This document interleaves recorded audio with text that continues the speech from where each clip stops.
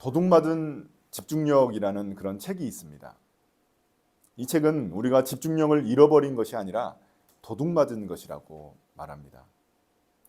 사람들이 조금이라도 지루한 영화를 단 한 편도 제대로 보기 힘들어하고 또 책 한 권도 조금만 지루하면 읽기 힘들어합니다. 유튜브를 보면 영화도 요약해주고 드라마도 요약해주고 책도 요약해줍니다. 간단하게 우리가 책 한 권도 5분 만에 읽을 수 있습니다. 또 쇼츠나 릴스, 틱톡 같은 그런 SNS 영상들이 우리의 눈을 사로잡습니다. 우리의 눈뿐이겠습니까? 우리의 입도 마찬가지입니다. 탕후루나 또 마라탕 같은 자극적인 음식들이 너무나 많이 우리 주변에 있고 또 우리의 혀를 사로잡습니다. 또 그것뿐이겠습니까? 우리의 수면 부족은 또 어떻습니까? 수많은 사람들이 수면 부족에 시달리고 있는데 특별히 우리나라 사람들이 굉장히 많이 시달리고 있습니다. 저녁만 되면 핸드폰뿐만이 아니라 또 넷플릭스를 통해서 여러 가지 자극적인 그런 영상들을 통해서 우리의 수면이 많이 방해를 받고 있습니다. 이 모든 것들이 결국 우리의 집중력을 도둑질한다는 것입니다. 이런 점에서 사람의 집중력을 되찾아주는 그런 회복의 과정이 필요한 것입니다. 우리는 이걸 디톡스라고 부르기도 하는데요. 그러나 문제는 디톡스를 해도 결국에는 다시 또 돌아가게 된다는 겁니다. 다이어트 시작하지만 결국에는 또 다이어트를 다시 실패하고 다시 돌아가는 것과 같습니다. 자, 그럼 여기서 우리가 생각해 봐야 될 점이 있습니다. 그것은 뭐냐면 구원이란 무엇인가 하는 점입니다. 저는 우리가 구원을 너무나 단편적으로 생각하고 있는 것은 아닌지 모르겠습니다. 맨날 구원이라고 말하면은 예수 천당 불신 지옥처럼 구원받아서 천국 가는 것, 그것만 구원이라고 생각하는 경우가 많습니다. 그러나 진정한 하나님의 구원은 하나님의 형상대로 우리를 회복시키는 그런 과정을 의미하는 것입니다. 그러니까 우리가 하나님이 우리를 지으실 때 그 창조의 원형, 그 원형대로 우리를 회복해 가시는 그 과정을 구원이라고 말할 수 있는 것입니다. 단지 우리가 죽어서 천국 가는 거, 그거는 너무나 구원을 단편적으로 보고 있는 것입니다. 그런 의미에서 우리의 집중력도 또 하나님이 우리에게 주신 많은 삶의 좋은 것들을 다시 회복해 가는 것, 그 과정을 우리가 구원이라고 생각해야 합니다. 그렇다면 하나님이 만드신 우리의 원형이 무엇인지 우리가 생각해 봐야 됩니다. 그 원형, 하나님이 우리를 회복시키시기 원하시는 그 원형을 말해주고 있는 책이 바로 성경입니다. 하나님은 우리가 하나님을 예배하면서 그분을 닮아가기를 원하십니다. 그분을 닮아갈 때 우리를 만드신 그 하나님의 창조 원형이 회복되게 되는 것입니다. 그것이 바로 우리가 가장 행복하게 살아갈 수 있는 길이기 때문입니다. 그래서 우리를 구원하시려고 하는 것입니다. 오늘 우리가 볼 시편은 성도들이 성전에 들어가면서 드리는 찬양입니다. 그러니까 순례자들, 그러니까 예루살렘 성전에 오기 위해서 순례하는 순례객들이 있습니다. 순례자들이 이제 그 성전에 들어가면서 하는 찬양의 노래가 바로 시편 100편입니다. 제사장과 이스라엘 백성들이 번갈아 가면서 드리는 그런 칸타타 형식이라고 말할 수 있습니다. 우리 예배 시작 때 제가 먼저 말씀을 드리고 말씀을 선포하고 여러분들이 응답을 했는데요. 이 시편을 보면은 참 감사의 마음으로 충만한 사람이 하는 그런 고백, 그런 찬양으로 보이는 것 같습니다. 그러나 사실 이 시편의 실제 배경은 이스라엘 백성들이 포로로 끌려간 상황입니다. 시편이 총 5권의 책으로 엮여져 있습니다. 그러니까 시편을 우리가 하나의 책으로 생각하는 것이 아니라 5편의 시편이 연결되어 있습니다. 제1권, 제2권, 제3권, 제4권, 제5권이 있습니다. 이 5권으로 엮여 있는데 우리가 오늘 보는 시편 100편은 제4권에 있는 책입니다. 사권이 90편부터 106편까지인데 그 사권 중간에 있는 책이 바로 시편 100편입니다. 이 사권의 주된 내용은 무엇이냐면 바로 이스라엘 백성들이 포로로 끌려간 후 그들이 부르는 찬양입니다. 시편에는 이렇게 큰 스토리가 숨겨져 있다는 겁니다. 그러니까 여러분들이 사권을 읽을 때는 그런 배경을 생각하면서 읽으셔야 하는 것입니다. 그러니까 이 사권에는 여전히 이스라엘 백성들이 포로로 끌려갔지만 그 상황 가운데서도 하나님이 이 세상을 다스리신다는 그들의 고백이 담겨 있습니다. 그 사권에는 그런 내용이 풍성하게 담겨 있습니다. 그러니까 이스라엘 백성들 입장에서는 지금 성전이 파괴됐습니다. 그들이 그렇게 의지하고 사랑하던 그 예루살렘 성전이 완전히 파괴되었습니다. 그리고 그들은 이제 바벨론 포로로 끌려간 상황인 거죠. 굉장히 절망적이고 충격적인 상황입니다. 그 가운데 그들이 이 찬양을 하고 있는 것입니다. 그들은 여전히 하나님이 온 세상을 통치하신다는 믿음으로 이 찬양 시를 고백하고 있습니다. 다 무너졌지만 과거에 그들이 하나님의 성전에 들어가며 찬양하던 그 모습을 다시 그리고 있는 것입니다. 그들이 순례자로서 그 예루살렘 성전에 들어갈 때 그 기쁨과 그 영광을 다시 한번 찬양하고 있는 것입니다. 이처럼 하나님의 사람들은 절망 가운데서도 소망을 잃지 않고 품는 사람들입니다. 우리가 오늘 이 시편을 볼 때 주목해야 될 단어들이 있습니다. 그 동사들을 주목해야 합니다. 여기서 주목해야 될 단어들이 있는데요. 이 동사들인데요. 7개의 주된 동사가 여기에 담겨져 있습니다. 그것에 동그라미 치면서 설교를 들으시면 좀 더 우리가 잘 이해할 수 있을 것입니다.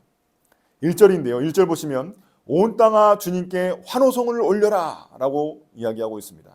여기서 우리가 주목해야 될 동사는 환호성을 올리라는 것입니다. 환호성을 올려라. 개역개정 성경에서는 이 단어를 찬송을 부를지어다 라고 말하고 있습니다. 찬송을 부를지어다. 한마디로 말해서 찬양하라. 우리 주님을 찬양하라 라고 이렇게 말하고 있는 겁니다. 세번역 성경, 개역개정 성경과 달리 히브리 성경은 순서가 좀 다릅니다. 어떤 순서로 되어 있냐면 맨 먼저 나오는 게 동사입니다. 동사가 먼저 나옵니다. 그럼 어떻게 될까요? 히브리 성경에는 찬양하라 여호와께 온 땅이여 이렇게 되어 있는 겁니다. 찬양하라 여호와께 온 땅이여 이렇게 되어 있습니다. 뭔가 느낌이 다르지 않습니까? 찬양하라부터 시작하고 있습니다. 이 시편이 우리에게 지금 요구하고 있는 첫 번째 명령은 무엇일까요? 찬양하라는 것입니다. 찬양하라. 온 땅에게 주님을 찬양하라고 요구하고 있습니다. 명령하고 있습니다. 여기서 온 땅이란 무엇을 의미할까요? 여기서 온 땅이란 세상의 모든 사람들을 의미하는 겁니다. 세상의 모든 민족을 의미하고 있는 것입니다. 단순히 하나님을 믿는 그런 그리스도인들만을 말하는 게 아닙니다. 우리가 보통 하나님을 우리의 하나님으로만 착각할 수가 있습니다. 그러나 그렇지 않죠. 하나님은 온 세상의 하나님이시고 온 모든 민족의 하나님이십니다. 믿는 자들의 하나님만이 아닌 것입니다. 그러므로 그리스도인들만 하나님을 찬양할 의무가 있는 것은 아닙니다. 지금 온 땅, 모든 민족에게 찬양을 요구하고 있거든요.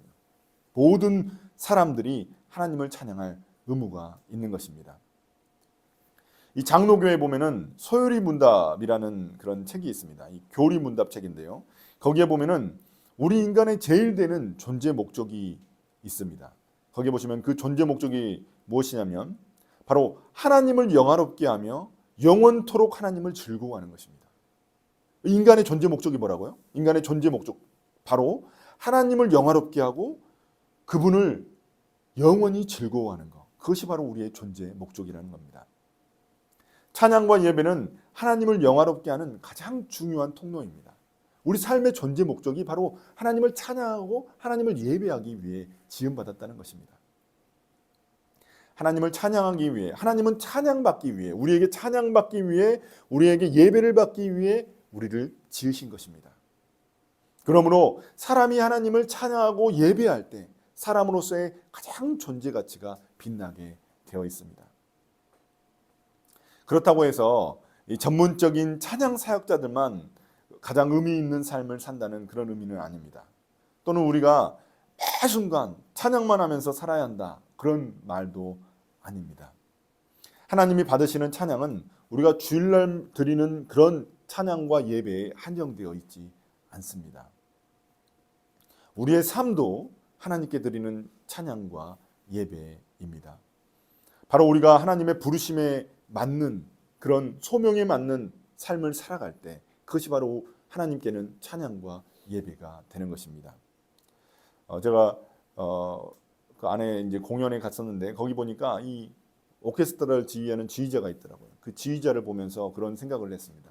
그 지휘자에 맞춰서 모든 이 악기들이 이 아름답게 하모니를 이뤄가지고 연주를 하지 않습니까? 그것이 바로 하나님이 우리에게 원하시는 삶이 아닌가 싶습니다. 하나님이 우리에게 주신 그 소명에 맞게끔 우리가 우리의 삶을 연주해 나갈 때 그때 하나님이 영광 받으시고 또 기뻐하시는 것입니다. 우리의 삶의 주의자이신 하나님의 뜻에 따라 살아갈 때 우리의 삶은 하나님께 찬송과 예배가 됩니다. 음악가의 존재 가치가 가장 빛날 때는 아름다운 음악을 들려줄 때입니다. 음악가가 다른 일을 한다고 해서 그 존재 가치가 높아지는 것이 아니죠. 빛나는 것이 아닙니다. 또 의사의 존재 가치는 무엇일까요? 의사의 존재 가치는 성경을 열심히 읽는다고 해서 그 의사의 존재 가치가 빛나는 것이 아니라 의사의 존재 가치가 가장 빛날 때에는 사람들을 잘 고칠 때입니다. 우리가 착각해서는 안 되는 것이죠. 내가 예배를 계속 드린다고 해서 나의 존재 가치가 높아지는 것이 아니라 그 사람에게 예배는 그 사람의 소명에 맞게끔 살아갈 때입니다. 이처럼 우리의 입술의 찬양이 우리의 삶으로 이어질 때 그때 우리의 존재 가치가 가장 빛나게 되는 것입니다. 그럼 우리는 어떻게 찬양해야 할까요? 오늘 시편은 우리에게 즐겁게 기뻐하며 찬송하라고 말하고 있습니다. 그것이 하나님에 대한 우리의 합당한 반응이기 때문입니다. 나는 잘 모르겠는데요? 왜 하나님을 제가 기쁘게 찬양해야 되죠? 그 뒤에 보면 이제 나오게 됩니다. 찬양을 부를 때 마땅한 우리의 태도는 바로 기쁨입니다. 기쁨이란 내 마음을 지배하는 강한 감정을 의미하는 겁니다.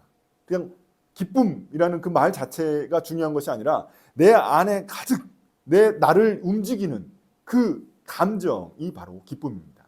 나를 움직이는 감정이 기쁨입니다. 또한 그것이 내 몸으로 표현될 수밖에 없는 그런 감정이 바로 기쁨인 것입니다. 마음도 없이 단순히 입으로만 부르는 것을 찬송이라고 말하지 않습니다. 하나님을 찬양할 때 우리의 태도가 어떤지 다시 한 번 더 점검해 봐야겠습니다. 하나님이 기뻐하시는 찬양은 우리가 기쁨으로 하나님께 찬양을 올려드리는 것입니다. 2절입니다. 2절 보시면 기쁨으로 주님을 섬기고 환호성을 올리면서 그 앞으로 나아가거라. 또다시 기쁨을 강조하고 있습니다. 우리가 하나님을 찬양하고 예배할 때 드려야 되는 그 주된 감정은 바로 기쁨입니다. 기쁨. 여기서 이제 우리가 두 번째 주목할 동사가 나옵니다. 뭘까요? 섬기다입니다. 섬기다. 섬기라. 앞으로 7가지의 동사를 쭉 나열할 텐데 이 두 번째 동사가 이제 섬기다입니다. 동그라미 치시면 되겠습니다. 어떻게 섬기라는 것일까요? 기쁨으로 섬기라는 겁니다. 앞에서 기쁨으로 찬양하라고 했는데 또 기쁨으로 섬기라고 이야기하고 있습니다. 여기서 섬기다라는 단어는 우리가 흔히 예배하다라는 의미로 사용되는 단어입니다. 우리가 예배를 영어로 워십 서비스라고 합니다. 워십 서비스. 우리가 생각하는 서비스라는 단어하고는 약간 영어의 서비스라는 단어의 의미는 좀 뉘앙스가 다릅니다. 히브리어의 단어를 잘 살려서 이렇게 이 예배를 워십 서비스라고 이야기하는 겁니다.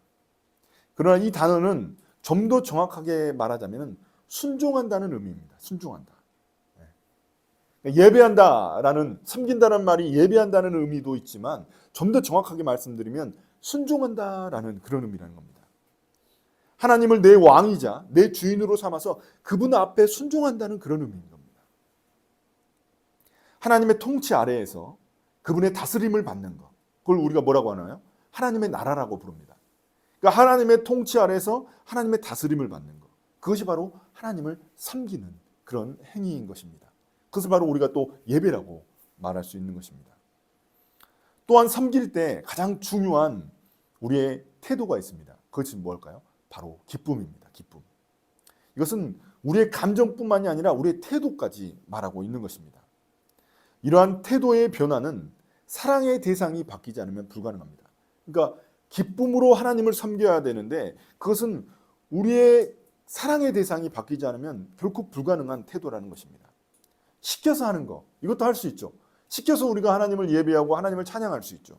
그러나 그것을 하나님이 받으시는 것이 아니라 우리가 기쁜 마음으로 자발적으로 왕 되신 하나님을 찬양하고 그분을 예배하고 그분께 순종할 때 그분이 우리의 모든 것을 받으신다는 것입니다.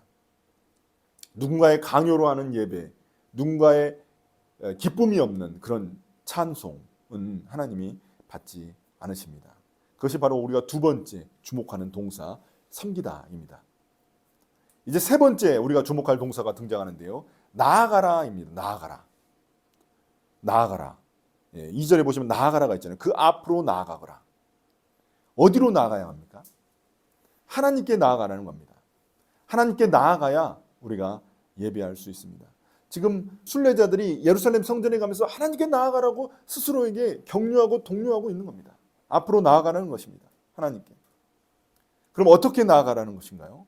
보시면 노래하면서 찬송하며 하나님께 나아가라고 말하고 있습니다. 우리가 이렇게 하나님 앞에 나아갈 수 있는 그 근거가 무엇일까요? 그 근거는 바로 하나님이 우리를 부르시기 때문입니다. 우리가 예배의 부름이라고 이야기하지 않습니까? 하나님이 우리를 예배로 부르시는 겁니다. 그렇기 때문에 하나님이 우리를 부르시기 때문에 우리가 그분을 예배할 수 있고 찬송할 수 있는 것입니다. 하나님은 자신과 교제할 수 있는 이 예배의 자리로, 이 식사의 자리로, 이 잔치의 자리로 우리를 초대하십니다.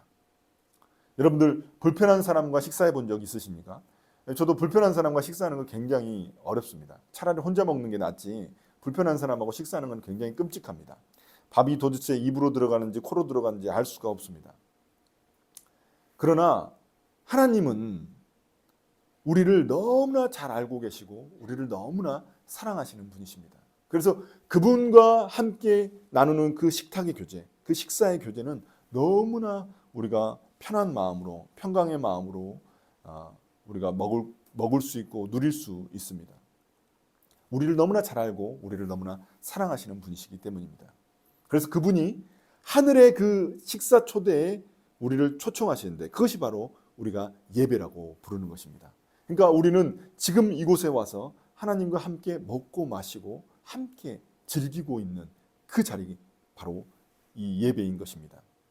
예배를 통해서 우리는 그분의 선하심과 인자하심을 맛보는 것입니다. 그러나 이 자리는 맛보기에 불과하죠. 진짜 잔치의 자리, 아주 어마어마한 기쁨과 감사와 찬양이 있는 그 완성된 그 식탁의 자리는 어디에 있을까요? 바로 하늘에 있는 것입니다. 주님이 다시 오시는 날 그 식탁 자리에 우리가 초대받아서 그 기쁨을 누리게 되는 것입니다. 그럼 하나님은 우리를 왜 자신의 잔치에 초청하시는 것일까요? 3절입니다. 3절에 그 근거가 나옵니다. 왜 우리가 찬양해야 되는지, 그리고 왜 하나님이 우리를 그 자리에 초청하셨는지를 드러내고 있는 구절이 3절입니다. 3절 같이 한번 읽어보도록 하겠습니다. 다시 한번 더. 자, 시작. 너희는 주님이 하나님이심을 알아라. 그가 우리를 지으셨으니 우리는 그의 것이요 그의 백성이요 그가 기르시는 양이다. 여기서 우리가 주목해야 될 네 번째 동사가 나옵니다. 알라입니다. 알라. 알아라. 알다라는 단어는 7가지의 동사들 중에 중간에 위치한 네 번째 단어입니다. 그만큼 이 7가지 동사들의 핵심은 하나님을 아는 것입니다. 하나님을 아는 것. 이게 굉장히 중요한 겁니다. 그러니까 7가지 동사가 여기에 등장하는데 그 핵심, 가장 중간에 있는 동사가 뭐냐면 알라라는 동사입니다. 알라. 하나님을 알아라 라는 겁니다. 여기서 하나님을 안다는 것은 제가 전에도 설교 시간에 말씀드린 적이 있지만 하나님을 지식적으로만 아는 것을 의미하지 않습니다. 하나님을 지식적으로 아는 것은 공부하면 알 수 있는 거죠. 그런데 여기서 알다라는 단어는 어떤 단어냐면 부부끼리 사용하는 단어입니다. 한 침대에 자는 부부처럼 매우 친밀하고 경험적인 관계를 의미하는 겁니다. 부부만큼 친밀한 관계가 없잖아요. 그 친밀한 관계를 의미하는 겁니다. 경험적으로 아는 관계, 그것이 바로 이 알다라는 하나님을 아는 것을 의미하는 겁니다. 그러므로 우리가 하나님을 찬양하고 섬기고 우리가 나아갈 수 있는 이유는 하나님이 어떤 분인지 우리가 알고 경험하기 때문입니다. 그분이 우리를 위해 하신 일을 알기 때문에 우리가 그분을 예배할 수 있는 것입니다. 하나님을 경험하지 않고 부르는 찬양은 공허한 메아리일 수밖에 없습니다.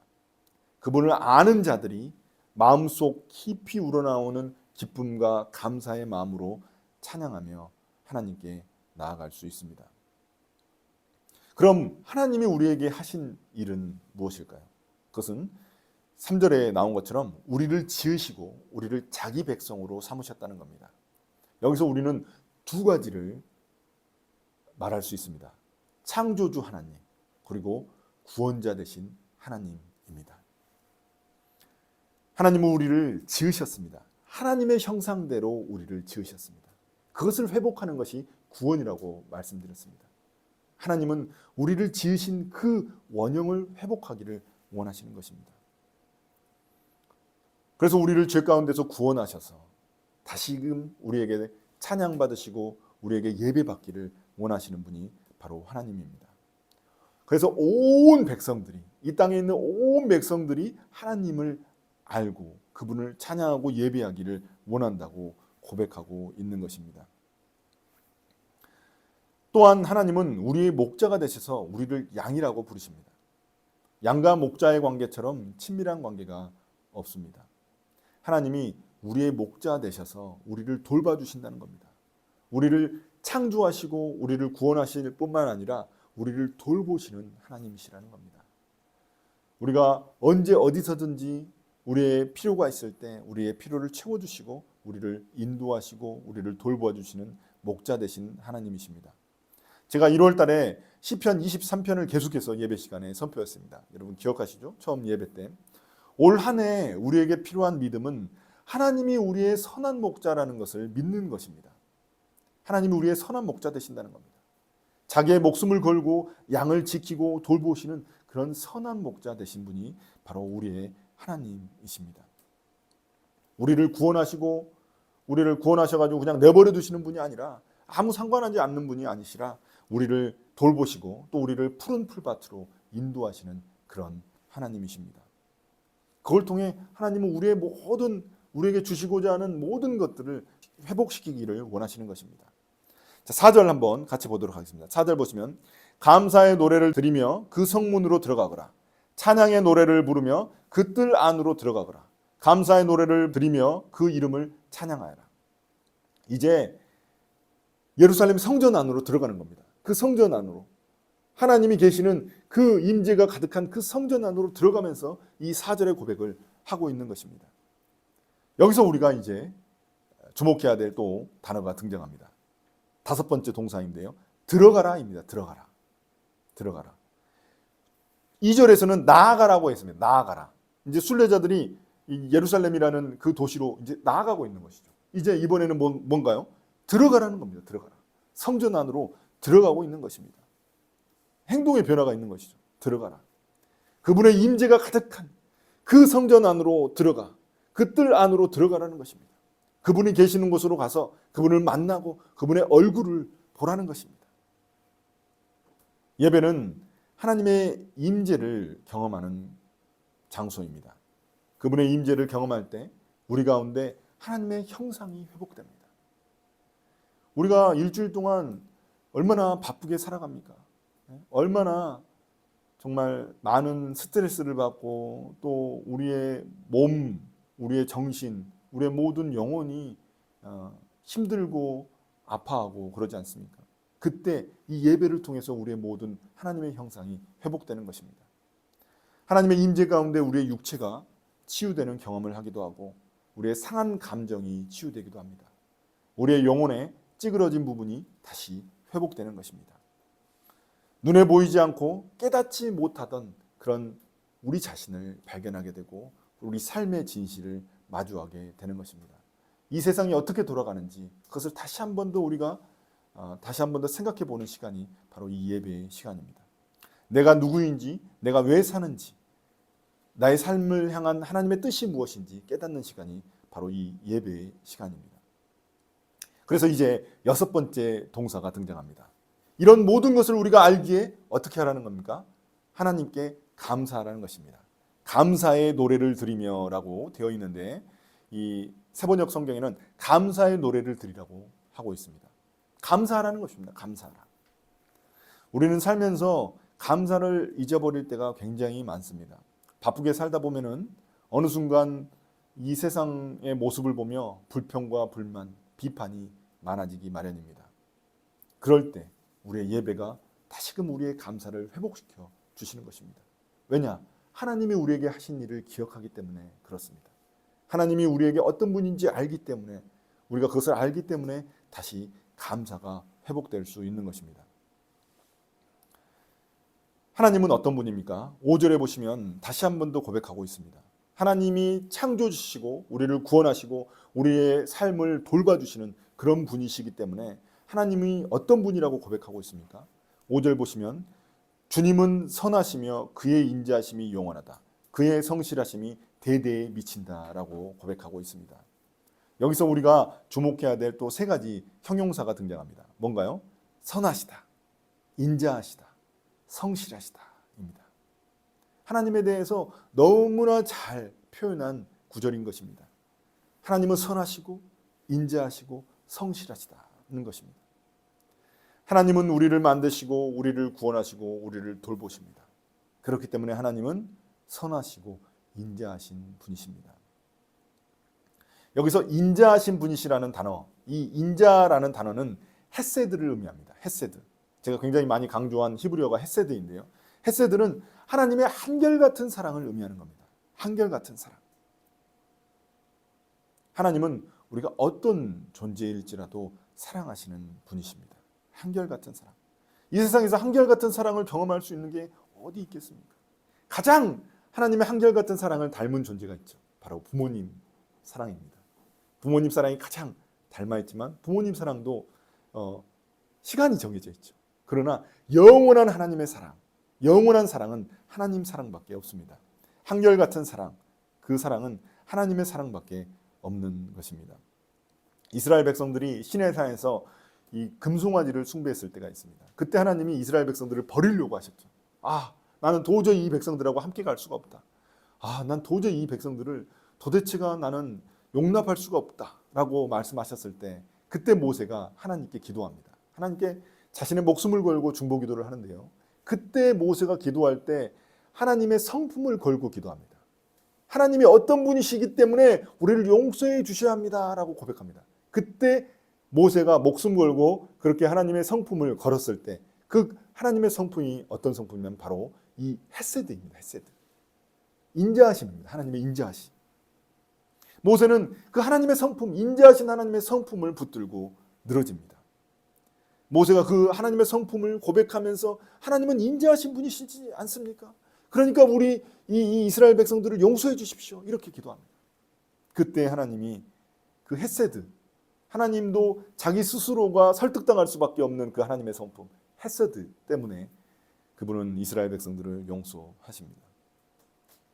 여러분, 우리도 마찬가지죠. 우리가 하나님께 기도할 수 있는 것, 우리가 부족하고 연약하고 죄를 짓지만, 날마다 죄를 짓지만 그럼에도 하나님 앞에 나아갈 수 있는 이유는 하나님의 헤세드, 하나님의 성품을 믿기 때문입니다. 한결같은 사랑을 믿기 때문입니다. 내가 어떤 위치에 있든 내가 어떤 존재이든 그분이 우리를 사랑한다는 것을 믿기 때문입니다.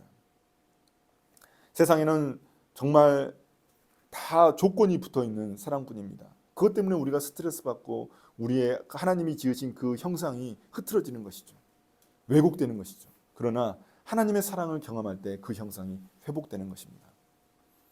하나님의 그 불구하고의 사랑, 그럼에도 불구하고의 사랑을 경험할 때 우리의 영혼은 회복됩니다. 그 자리가 바로 예배의 자리입니다.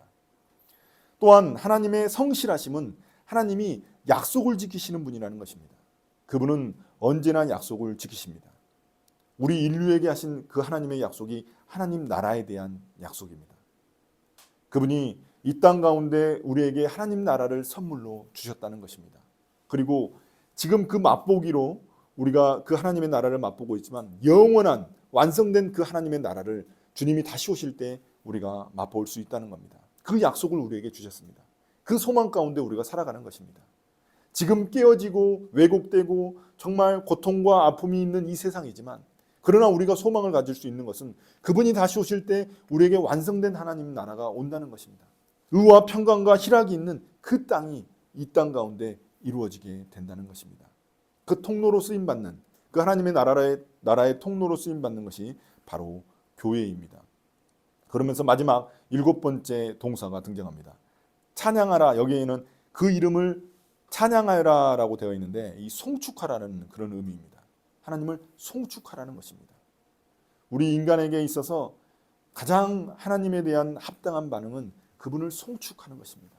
그분의 이름을 송축하고 높여드리는 것입니다. 그 자리가 바로 우리의 예배의 자리인 것입니다. 여러분, 7가지 동사들이 계속 나열됐습니다. 그 중에 중간에 있는 동사가 뭐라고요? 바로 하나님을 아는 것입니다. 우리가 그분을 아는 것, 그분을 경험할 때 우리가 그분을 온전히 찬양하고 예배할 수 있습니다.